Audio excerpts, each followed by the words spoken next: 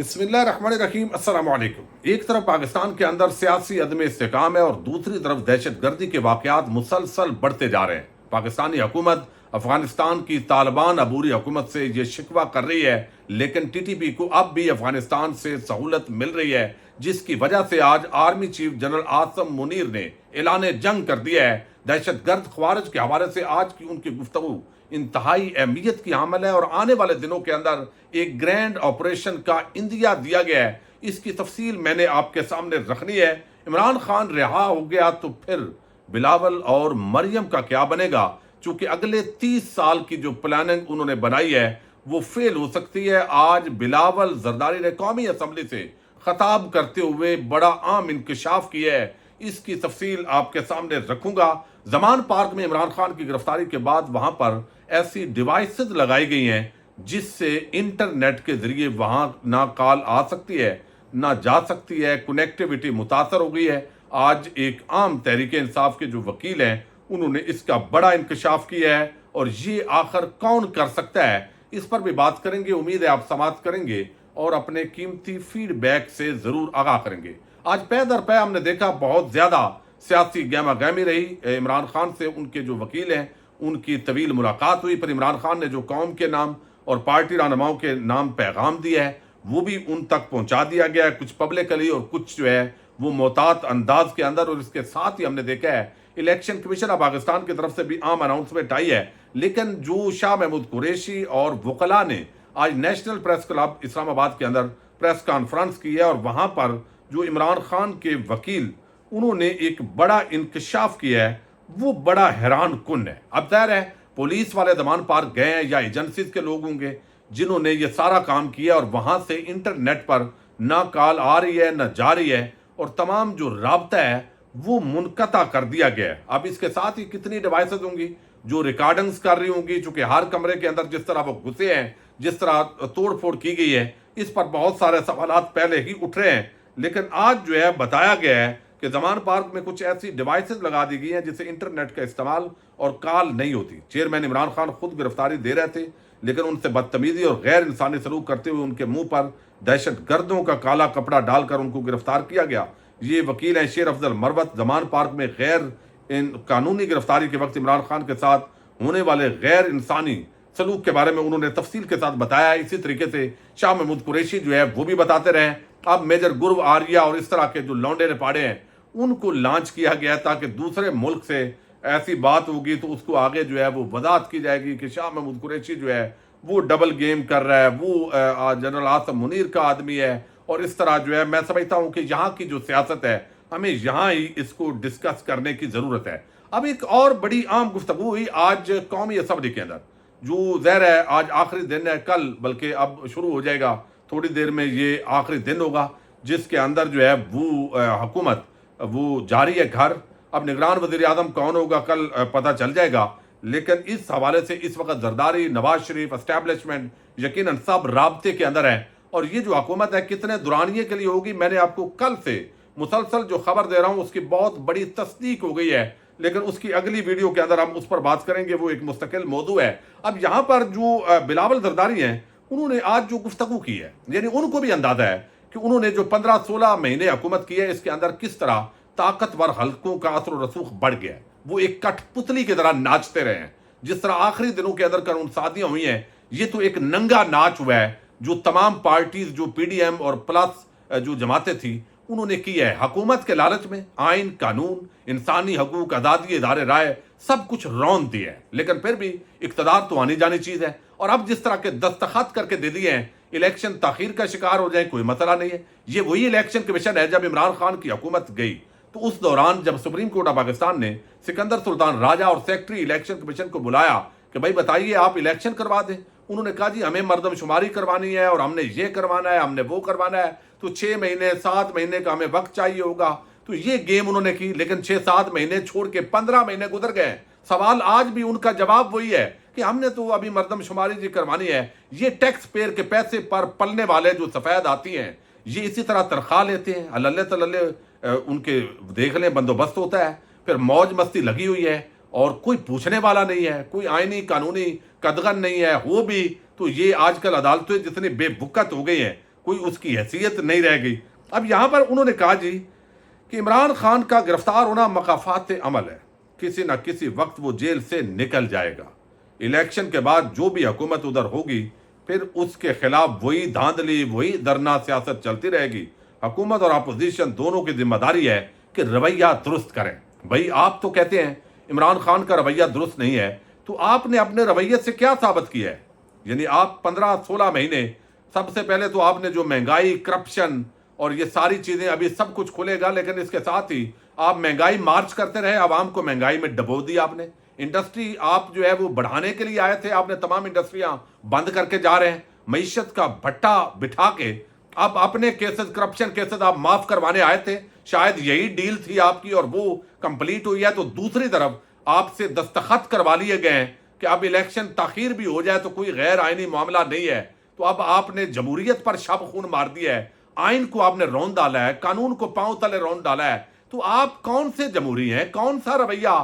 15 مہینے کے اندر آپ نے بدترین انتقام کا نشانہ بنایا ہے عمران خان کو، تحریک انصاف کے چیئرمین کو، 200 کے قریب مقدمات بنائے ہیں، عمران ریاض خان کو آپ نے گرفتار کیا ہوا ہے، اور پھر جو ہے وہ آپ آواز بھی نہیں بلند کر رہے۔ ارشد شریف کی شہادت ہوئی ہے آپ کے اس دور کے اندر، اور آپ کی دوغلی پالیسیاں فائدہ اٹھایا گیا ہے۔ تو آپ نے جمہوریت کے سب سے بڑے دشمن، اگر غیر جانبدارانہ تاریخی تجزیہ ہوگا تو یہ 15-16 مہینوں کے اندر جو اقتدار میں بیٹھی ہوئی یہ پوری زندگی یہ جمہوریت اور انسانی حقوق کا ڈھنڈورا پیٹنے والے بدمست ہاتھی جو ہے وہ ثابت ہوں گے جب یہ تحقیقات ہوں گی۔ اب یہاں پر بلاول نے یہ خدشے کا اظہار کیا کہ بھائی عمران خان کو یا تو باہر آنے نہ دو، مجھے جو اس کا بیان سمجھ میں آیا ہے اگر یہ باہر آ گیا پھر یہ احتجاج کرے گا، نکل بھی آئے گا، پھر ہم حکومت کیسے کریں گے؟ میں نے صدر زرداری اور نواز شریف کو کہا، یقیناً دبئی کے اندر آپ یہی تو بات کرتے رہے کہ بھائی دو بزرگ ہیں، آپ نے سیاست انجوائے کر لی ہے، تو یہ بھی انہوں نے کہا کہ مریم اور میں آگے ہم نے سیاست کرنی ہے، تو آپ نے جس طرح سیاست کی ہے ہم چاہتے ہیں اس طرح ماحول نہ بنے، تو اگلے 30 سال کے لیے پھر یہی تماشا ہوگا، تو کیا فائدہ ہوگا؟ اس کا مطلب ہے کہ آپ نے پاکستان کو اپنی جاگیر سمجھ لیا ہے، آپ نے سمجھ لیا کہ یہ نوجوان نسل اب یہ بڑی بدھو ہوگی جو آپ کو اگلے 30 سال اقتدار دے گی۔ یعنی آپ یہ سمجھ رہے ہیں کہ آپ نے کوئی ایسی ڈیل کر لی ہے، اس ملک کا کوئی ایسا خرید و فروخت آپ نے کر لی ہے اور پکا کر لیا ہے کہ اگلے 30 سال آپ نے سیاست کرنی ہے اور اس عوام نے آپ کو ہی ووٹ دینے ہیں۔ کیسے مطلب ہے؟ یہ ٹھیکیداری سسٹم ہے کہ آپ باروں بار اس پوری پاکستانی کروڑوں عوام کا ٹھیکے پہ لے لیا آپ نے کہ آپ نے 30 سال جو ہے وہ حکومتیں کرنی ہے۔ مریم نے، آپ ہوتے کون ہیں عوام کا فیصلہ کرنے والے؟ بھئی یہ جمہوریت اگر ہو، آئین ہو، قانون ہو، تو آپ کو ووٹ دینا کس نے ہے؟ آپ تو بیساکھیوں کے سہارے پہ، آپ اسٹیبلشمنٹ کے کندھوں پہ بیٹھ کے بوٹ پالش کر کے آپ جو ہے وہ اس ملک کو ٹھیکے پہ لینا چاہتے ہیں۔ تو میرا نہیں خیال کہ یہ نوجوان نسل اور جو اگلی نسل ہے وہ آپ جیسے لوگوں کو برداشت کرے۔ اب انہوں نے کہا جی، میں نے کہا ان کو، صدر زرداری کو، نواز شریف کو، کہ اگلے 30 سال جو ہے وہ آپ نے سیاست کی ہے، جیسے بھی ویسے ہی آپ چاہتے ہیں کہ آگے جا کر 30 سال ہم سیاست کریں۔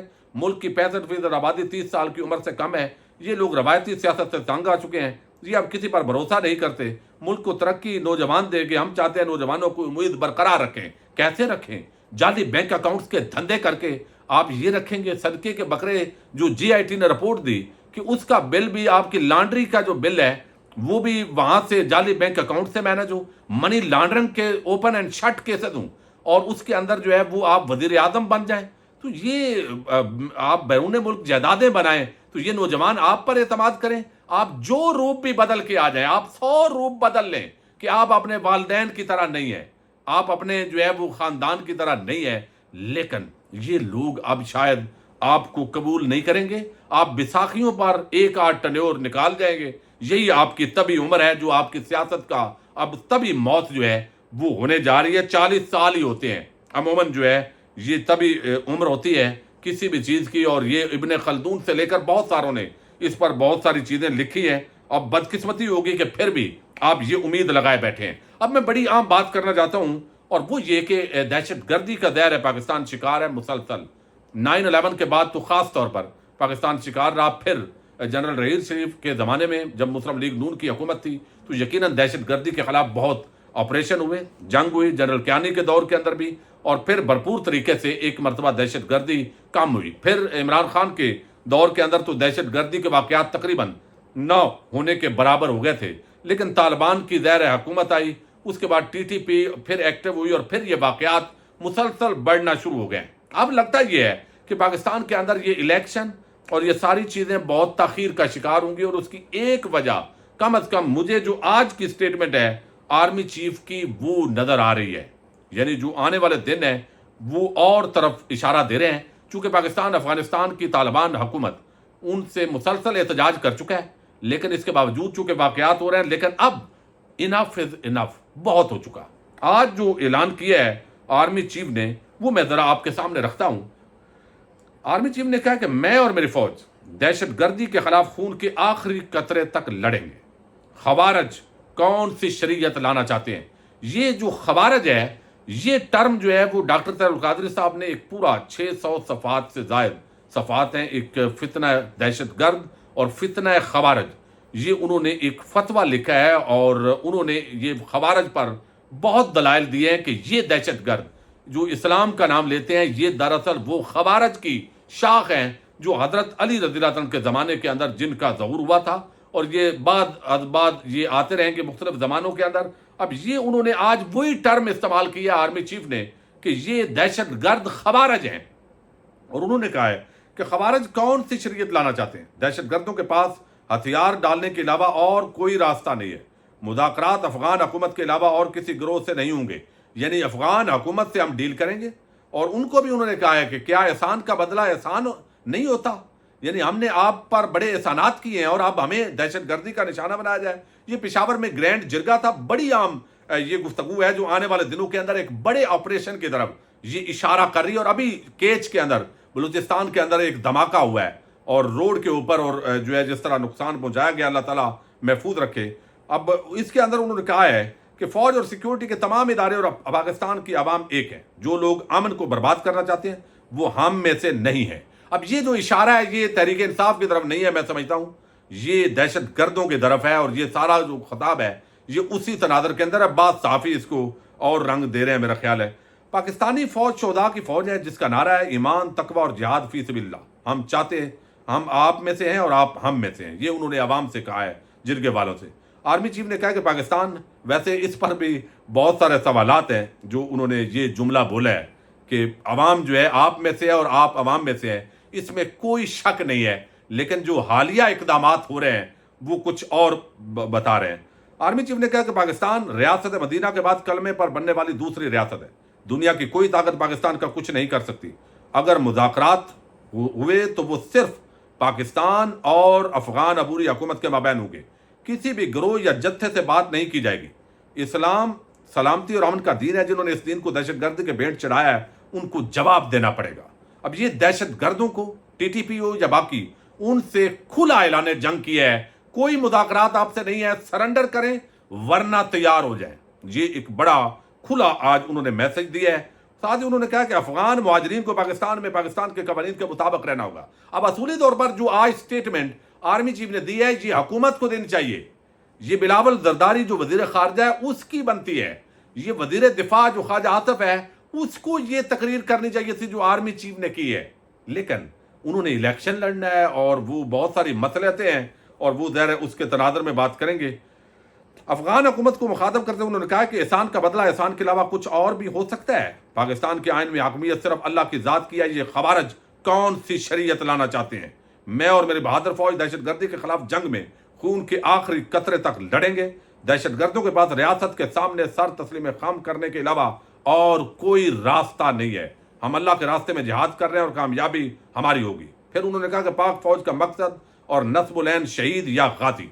KP की पुलिस एक शानदार फोर्स है, इसकी बेपुनाह कुर्बानियाँ है। हुकूमत पाकिस्तान की मंजूरी के बाद कबाइल के इंतजाम के हवाले से भी उन्होंने कुछ चीज़ें की है, कुछ ग्रांट्स के हवाले से भी बताया और फौज के साथ कबायली मुशारान ने कहा है थे और रहेंगे। और आखिर में कबायली मुशारान ने ये बाकायदा दुआ भी की है। तो आज की ये गुफ्तगू अगरचे चूँकि सियासी खबरें बहुत सारी हैं, इमरान खान से रिलेटेड ज़्यादा गुफ्तगू नहीं हुई, लेकिन ये सबसे बड़ी खबर है आज की इस हवाले से जो आने वाले दिनों के अंदर पाकिस्तान दहशत गर्दियों के खिलाफ ایک بڑا آپریشن لانچ کرنے جا رہا ہے. یہ انڈیا ملا ہے کم از کم مجھے آج کی آرمی چیف صاحب کی اس گفتگو کے, اور دہشت گردوں کے خلاف جو جنگ ہے یقینی طور پر حقیقی دہشت گرد, یہ نہیں کہ سیاسی جماعتوں اور ورکرز کو آپ دہشت گرد بنا دیں, لیکن جو حقیقی دہشت گرد ہیں ان کے خلاف جنگ میں یقیناً پاکستان کی عوام اپنی مسلح افواج کے ساتھ ہے. اللہ تعالیٰ پاکستان کی اور عوام کی حفاظت کرے. السلام علیکم.